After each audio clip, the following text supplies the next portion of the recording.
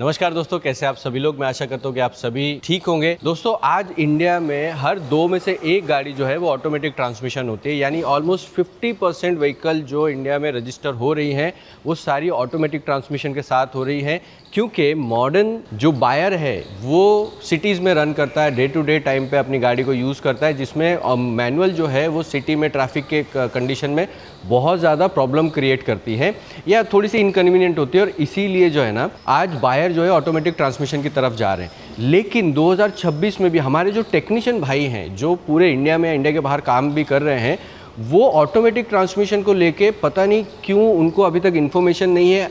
मैं ऐसे टेक्नीशियंस को भी जानता हूँ जिन्हें ये भी पता नहीं कितने टाइप के ऑटोमेटिक ट्रांसमिशन आते हैं। हमें लगता है कि हर ऑटोमेटिक ट्रांसमिशन एक तरह से काम करता है, लेकिन ऐसा नहीं होता है दोस्तों। गाड़ी की कीमत के हिसाब से, उसके परफॉर्मेंस के हिसाब से ऑटोमेटिक ट्रांसमिशंस अलग होते हैं। आज की वीडियो में मैं आप लोगों को ऑटोमेटिक ट्रांसमिशन के बारे में बताऊंगा और साथ में उसे डायग्नोस करने का तरीका जो है वो भी बताऊंगा। हमारे पास देखो ये गाड़ी है, इसमें जो है सबसे कॉम्प्लिकेटेड जो ऑटोमेटिक ट्रांसमिशन है वो आता है। इसके अंदर DSG आता है, डायरेक्ट शिफ्ट गियर। मैं इसको स्कैनर के जरिए डायग्नोस करके आप लोगों को डिटेल में समझाऊंगा, जिससे कि आप एक बेहतर तरीके से ऑटोमेटिक ट्रांसमिशन को डायग्नोस करके और उसको रिपेयर किस लेवल तक आप कर सकते हो वो भी मैं आज की वीडियो में बताऊंगा। तो वीडियो आप लोगों को लास्ट तक देखनी है, जिससे कि आपका ऑटोमेटिक ट्रांसमिशन को लेकर जो भी कंफ्यूजन है वो क्लियर हो सके। वीडियो थोड़ी सी लंबी होगी दोस्तों, तो बने रहना, क्योंकि देखिए शॉर्ट में इस सब्जेक्ट को कवर नहीं किया जा सकता। मैं कोशिश करूंगा कि जितना बेस्ट टाइम मैं कम से कम लूं उतना लूंगा।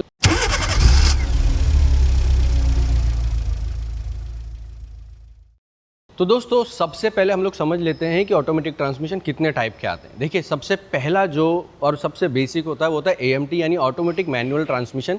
इसमें जो आपका ट्रांसमिशन यानी गियर बॉक्स जो होता है वो मैनुअली होता है, लेकिन उसकी जो शिफ्टिंग होती है, क्लच की जो ऑपरेशन होता है वो सारा का सारा ऑटोमेटिक किया जाता है और उसके लिए एक कंट्रोलर लगाया जाता है। अगर आप लोग AMT के बारे में ज़्यादा जानना चाहते हो तो मैं वीडियो का आपको टैग दे रहा हूँ, इस वीडियो पर आप क्लिक करके वो पूरा डिटेल में समझ सकते हो। दूसरा जो ट्रांसमिशन हमारा आता है वो होता है CVT। अब CVT में 2 टाइप आता है, एक होता है normal mechanical CVT। CVT basically क्या होता है, पुली बेस्ड ट्रांसमिशन होता है। इसमें अगर आप मैकेनिकल ले रहे हो तो कोई इलेक्ट्रॉनिक सिस्टम नहीं आता है। आपने अगर एक्टिवा का ट्रांसमिशन देखा होगा तो उसी तरीके का ट्रांसमिशन जो है वो CVT का भी होता है। लेकिन अगर जो मॉडर्न व्हीकल हैं, CVT देखिए अगर देखा जाए तो लो मेंटेनेंस होता है, पावर में के मामले में थोड़ा कम होता है, लेकिन इसमें आपको परफॉर्मेंस मिलती है और जो शिफ्टिंग टाइम होता है वो सबसे बढ़िया मिलता है। इसीलिए इस ट्रांसमिशन का इस्तेमाल जो है कुछ कंपनीज मतलब इलेक्ट्रॉनिकली भी करते हैं। उसके साथ एक TCM आता है, ट्रांसमिशन कंट्रोल मॉड्यूल, और शिफ्टिंग को जो है TCM जो है जब चाहे वो कंट्रोल कर सकता है, डिपेंड करता है आप किस मोड पे चला रहे हो। इसमें जो मोस्ट पॉपुलर गाड़ियाँ यूज़ हैं वो टोयोटा और होंडा जैसी व्हीकल्स जो है वो CVT का ज़्यादा इस्तेमाल करते हैं। इसके बाद में आता है टॉर्क कन्वर्टर। टॉर्क कन्वर्टर में क्या होता है कि आपका जो ऑयल का प्रेशर है वो पूरा का पूरा कंट्रोल करके टॉर्क कन्वर्टर के ज़रिए शिफ्टिंग की जाती है। ये भी बहुत ही बढ़िया ऑटोमेटिक ट्रांसमिशन होता है, इसमें लो मेंटेनेंस होता है। इसके बाद में अगर हम लोग कॉम्प्लिकेटेड की बात करें तो आता है DCT ड्यूल क्लच ट्रांसमिशन और DSG डायरेक्ट शिफ्ट गियर। ठीक है, ये दोनों बेसिकली सेम होता है। इसमें 2 क्लचेस आते हैं, एक आपको मेगाट्रॉनिक मिलता है। मेगाट्रॉनिक जो है वो कंप्लीट ऑयल के प्रेशर को कंट्रोल करता है। एक आपका TCM होता है, मेगाट्रॉनिक के अंदर ही इंटीग्रेटेड होता है। सेंसर्स होते हैं, एक्चुएटर होते हैं, आपकी सोलेनॉइड वॉल्व्स होती है, ऐसे बहुत सारे मूविंग पार्ट होते हैं जो इस ट्रांसमिशन को सबसे कॉम्प्लिकेटेड बना देता है रिपेयर के मामले में भी। लेकिन अगर हम लोग परफॉर्मेंस की बात करें तो DCT और DS जो है वो सबसे बढ़िया परफॉर्मेंस देता है ऑटोमेटिक ट्रांसमिशन के मामले में। और इसीलिए आप देखोगे जर्मन व्हीकल्स में ज़्यादातर जो है DCT और DSG यूज़ किया जाता है। और यही एक वजह होती है कि हम लोग देखते हैं कि भाई ऑडी, BMW, मर्सिडीज़, इनमें अगर DCT DSG लगा तो इनका मेंटेनेंस ज़्यादा निकलता है और ये बहुत ही कॉम्प्लिकेटेड होते हैं। तो ये कुछ टाइप हैं जो शॉर्ट में मैंने आप लोगों को समझाए हैं। अगर आप लोग बहुत डिटेल में समझना चाहोगे तो वो हमने हमारे कोर्स में कवर किए हैं, वो आप इनरोल कर सकते हो। अब हम लोग चलते हैं, मैं आप लोगों को ये जो है DSG है, ये स्कोडा की सुपर्ब है। इसमें DSG ट्रांसमिशन आता है जो कि वन ऑफ द बेस्ट है, बट क्योंकि इसमें बहुत ज़्यादा मूविंग पार्ट होते हैं, कॉम्प्लिकेटेड सिस्टम होता है, मेगाट्रॉनिक होता है, मेगाट्रॉनिक में मूविंग पार्ट्स होते हैं, ऑयल का प्रेशर, ये बहुत सारी चीज़ें होती हैं। तो उसमें जो है ना, हमें डायग्नोस कैसे करना है, देखो स्कैनर लगा के हम किस तरीके से उसको डायग्नोस करेंगे वो मैं अभी आप लोगों को बता देता हूँ। वीडियो में आगे जाने से पहले मैं आप लोगों को कुछ बता देना चाहता हूँ। स्कैनकास्ट ऑटो लर्निंग ऐप हमारा है, जहाँ पे हम इसी तरीके के बहुत सारे कोर्सेज जो है घर बैठे बैठे आप लोगों तक पहुँचाते हैं। हमारे पास में जो प्लेटफॉर्म है उसमें आपको कोई वीडियो जो है ड्राइव पे नहीं डालनी पड़ती है, कोई वीडियो का लिंक नहीं मिलता है, जूम की लिंक नहीं मिलती है। हमारा ऐप पे ही आपको सारी लाइव क्लासेस मिल जाती हैं, सारे रिकॉर्डेड क्लास मिल जाती है, और साथ के साथ जो स्टडी मटेरियल होता है जिसमें ECM pin out, IC data sheet, wiring diagrams, ये सब आपको कोर्स के साथ में मिलते हैं। हमारे दो मोस्ट पॉपुलर कोर्स हैं, automotive electronic repair and vehicle diagnosis, जिसमें हमने हर एक सब्जेक्ट को बहुत डिटेल में कवर किया है। जैसे कि आज की वीडियो में आप देख रहे हो ऑटोमेटिक ट्रांसमिशन, इसको मैंने करीब 16 घंटे की क्लास में मैंने कवर किया है कि भाई एकदम एक्यूरेट लेवल पे किसी भी टाइप के, चाहे AMT हो, DSG हो, DCT हो, किसी भी टाइप के ट्रांसमिशन को कैसे डायग्नोस और रिपेयर किया जाता है। आपके बाकी की चीज़ें यानी BS6 हो गए हैं, आपके EV हो गई है, आपके बेसिक वायरिंग टेस्टिंग से लेकर आपका स्कैनर का सही इस्तेमाल कैसे किया जाता है, कोडिंग कैसे करनी है ऑन व्हीकल, प्रोग्रामिंग कैसे करनी है, ये सब मैंने उस कोर्स में बहुत ही डिटेल में समझाया हुआ है। अगर आप लोग वो ट्रेनिंग करना चाहते हो तो स्क्रीन पे देखो मेरे नंबर आ रहा है, उस पर आप कांटेक्ट कीजिए, और डिस्क्रिप्शन पे मैंने ऐप का लिंक दिया हुआ है, ऐप को ज़रूर डाउनलोड कर लीजिए। 3 साल से हमने ये लॉन्च किया है और करीब 15,000 टेक्नीशियंस को हम वर्ल्ड वाइड जो है सिखा चुके हैं। स्कैनकास्ट करीब 40 कंट्री में अवेलेबल है, आप कहीं भी हो, हम आप तक, आपके घर तक, आपकी जेब में ट्रेनिंग प्रोवाइड कर रहे हैं। आज की जो वीडियो है उसके लिए हम लोग यूज़ कर रहे हैं ऑटेल का MS908S3। ये जो है ये प्रीमियम व्हीकल में काम करने के लिए बेस्ट माना जाता है, और मैं कुछ फीचर जो है इसके भी आप लोगों को एक्सप्लेन करूंगा अगर आप ऑटोमेटिक ट्रांसमिशन में काम करो, DSG DCT में। क्योंकि इसमें क्या होता है, ट्रांसमिशन चेंज करने के बाद, मेगाट्रॉनिक चेंज करने के बाद में हमें जो है ना पता है प्रोग्रामिंग, कोडिंग, बेसिक सेटिंग्स वगैरह करनी पड़ती है, तो वो भी मैं आप लोगों को एक्सप्लेन कर दूंगा। अच्छी बात क्या है कि हमारी जो गाड़ी है इसके अंदर ट्रांसमिशन का ऑलरेडी फॉल्ट है, तो अब क्या फॉल्ट है वो भी आप लोग नोट करके रख लेना, और उसको कैसे डायग्नोस करना है उसका, यानी फॉल्ट देखकर डेटा स्ट्रीम में क्या देखना है, ये प्रॉब्लम मैकेनिकल है या इलेक्ट्रॉनिक है, वो कैसे आइडेंटिफाई करना है वो मैं आप लोगों को बता देता हूँ। चलिए, तो अभी मैं स्कैनर कनेक्ट करता हूँ। सबसे पहले जो है ना मैं इसको एक बार स्टार्ट करके देख लेता हूँ। ये देखो इसका VCI है J2534, ये J बॉक्स कंप्लाइंट और DOIP कंप्लाइंट होता है, और ये ज़रूरत पड़ती है जब आप प्रोग्रामिंग कर रहे हो, और क्योंकि ये जो टूल है वो स्पेशली प्रीमियम व्हीकल की प्रोग्रामिंग, कोडिंग और डायग्नोसिस के मामले में बहुत बढ़िया है। यहाँ पे हम लोग इग्निशन ऑन कर देते हैं और एक बार गाड़ी स्टार्ट करके देख लेता हूँ। अभी यहाँ पे देखो हमें इंजन ऑयल जो है ना वो कम दिखा रहा है, इंजन ऑयल का एरर आ रहा है। मैं जैसे ही गाड़ी ऑन करता हूँ यहाँ पे देखो ऑयल लेवल लो का एरर आ रहा है, बीच बीच में वापस आ रहा है। अभी ट्रांसमिशन को लेके जो है ना कुछ भी एरर नहीं दिख रहा है, बट यहाँ इंजन ऑयल लो है, इसका एक एरर आ रहा है, ठीक है। और हमें यहाँ पे EPS की लाइट दिखा रही है, ये कैलिब्रेशन की वजह से है। तो मैं आप लोगों को बेहतर तरीके से दिखाने के लिए इसकी स्क्रीन रिकॉर्डिंग जो है वो स्टार्ट कर देता हूँ, जिससे कि आप लोगों को जो है ना एकदम परफेक्ट व्यू मिलेगा, आप लोगों को समझेगा कि मैंने एक्चुअली में क्या किया। और यही वो तरीका होता है जिसके ज़रिए हम लोग ऑनलाइन में भी बेस्ट ट्रेनिंग जो है आप लोगों तक पहुंचा पाते हैं। मैं एक्चुअली स्टूडेंट को जो ना लाइव कनेक्ट कर लेता हूं, कहीं पे भी बैठे हों, यहाँ तक कि US UK में भी मैंने कनेक्ट करके प्रॉब्लम सॉल्व करके बताई है। ऑनलाइन में ये एक फ़ायदा होता है, ठीक है। अब देखो यहाँ पर अगर आप देखोगे ध्यान से ना तो आपको दिखाई देगा कि रिमोट एक्सपर्ट, यहाँ पे देखो डायग्नोस्टिक का एक ऑप्शन आ रहा है। इसने ऑटोमेटिकली गाड़ी ले ली है, देखो मैंने अभी तक इसको चेक भी नहीं किया है, ना ही ब्रांड में गया ना मॉडल में लिया हूँ। ये एक इसका बहुत बढ़िया फ़ायदा है। आपको 2 ऑप्शन दिखाई देंगे, एक डायग्नोस्टिक्स और दूसरा रिमोट एक्सपर्ट। ये दोनों में एक बेनिफिट है। अभी हम लोग डायग्नोसिस में चले जाएंगे। अगर आप लोगों ने मेरी वीडियो नहीं देखी है सॉफ्टवेयर कवरेज वाली, तो वो वीडियो आप लोग देख लेना, उसमें आप समझ जाओगे कि रिमोट एक्सपर्ट वाला जो पार्ट था वो क्या था, और ये इसी ब्रांड में और किसी ब्रांड में ये है नहीं, ठीक है। अब हम लोग इसके अंदर चलते हैं, ओके कर दूंगा।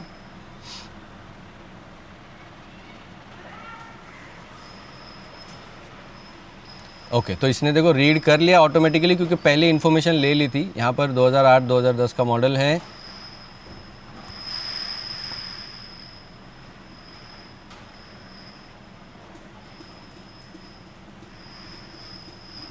ओके, हम लोग एक बार ऑटो स्कैन कर लेंगे।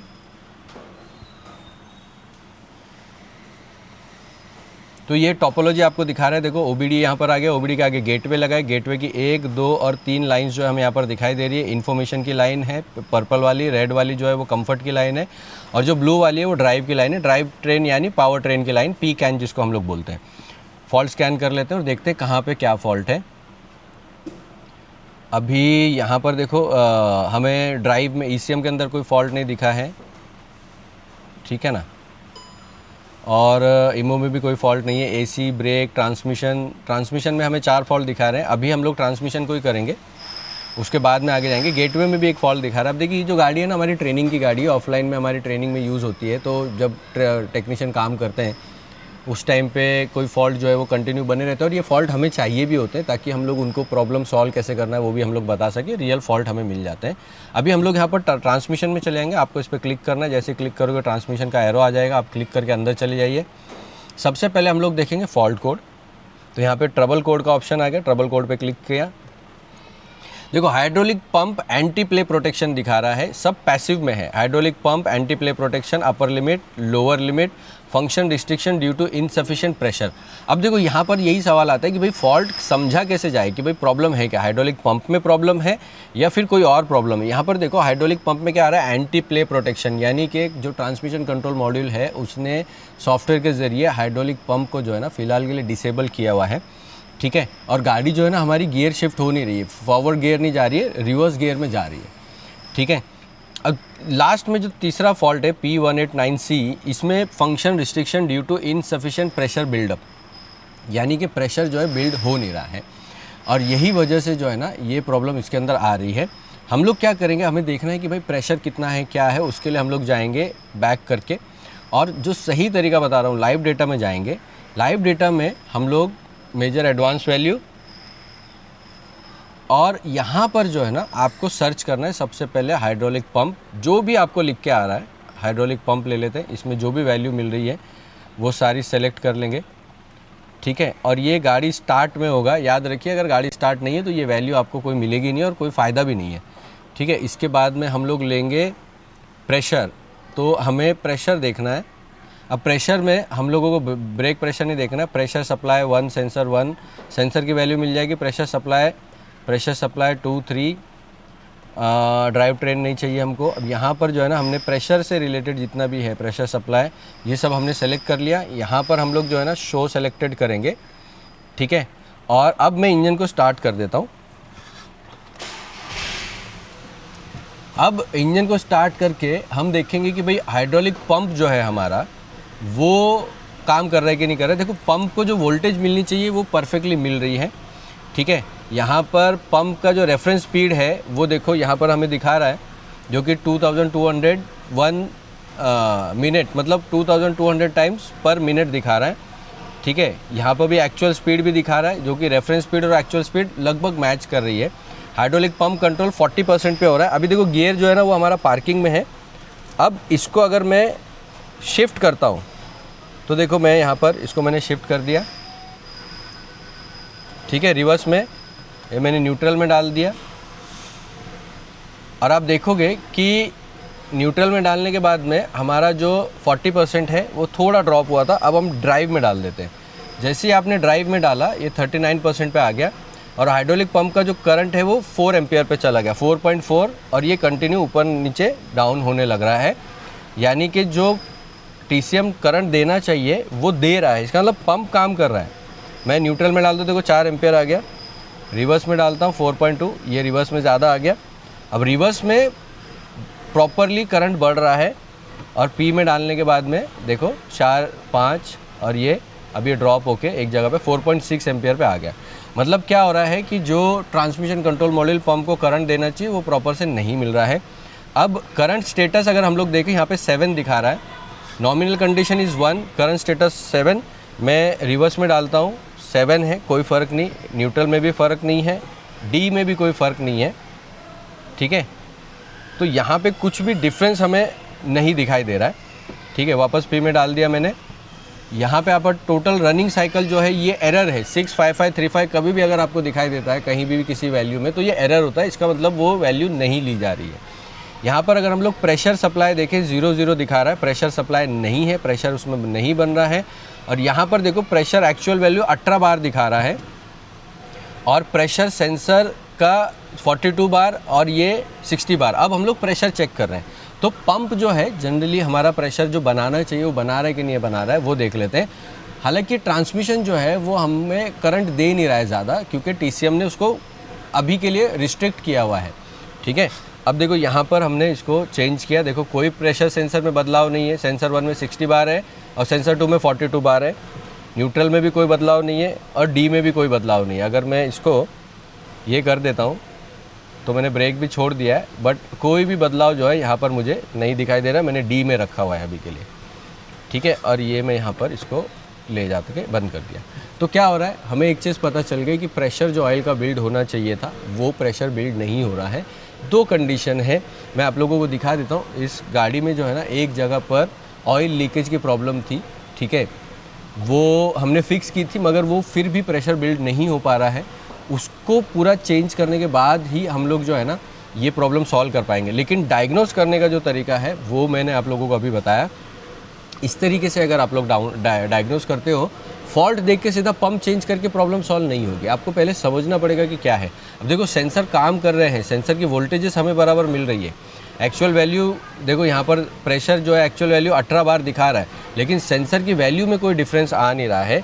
जब हम लोग शिफ्टिंग करते हैं तो डी में डालने पे भी प्रेशर में कोई डिफरेंस नहीं आ रहा है, ठीक है। और यही वो चीज़ होती है जहाँ से हमें पता चलता है कि भाई प्रेशर बिल्ड नहीं हो रहा है।